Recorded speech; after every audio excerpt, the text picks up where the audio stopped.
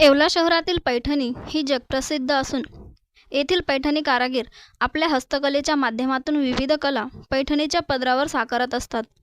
अशाच प्रकारे येवला शहरातील पैठणी कारागीर संदीप बाबर यांनी पैठणीच्या पदरावर देवीचा मुखवटा आपल्या हस्तकलेच्या माध्यमातून साकारला असून याकरता या कारागिराला 10 ते 12 दिवसांचा कालावधी लागला आहे।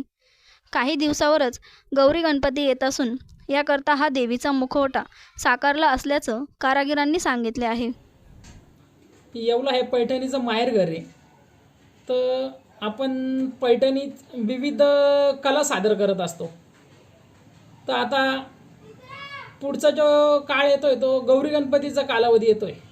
तर गौरी गणपती करता आमच्या एका कस्टमरने सांगितलं होतं की आमच्या गौरी करता काहीतरी खास अशी पैठणी तयार करा, तर जेणेकरून गौरी गणपतीला आम्हाला विशेष काहीतरी वाटलं पाहिजे। तर त्यांनी सांगितलं होतं का देवीचा मुकुटा तुम्ही आम्हाला पदरावर तयार करून द्या।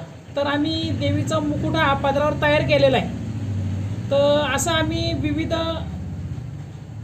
पैठणीवर साकारण्याचा प्रयत्न करत असतो। यापूर्वी आम्ही राधाकृष्णाचा पल्लू सादर केला होता व 3 पोपट पल्लू सादर केला होता व याच्यानंतरही आम्ही विविध देवी देवतांचे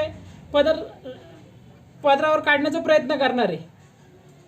तर अशा प्रकारे आमचे जे हस्तकला आहे ती हस्तकलाचे कोणती मशीन मेड नाही, काही नाही, हँडलूमवर साडी तयार होती।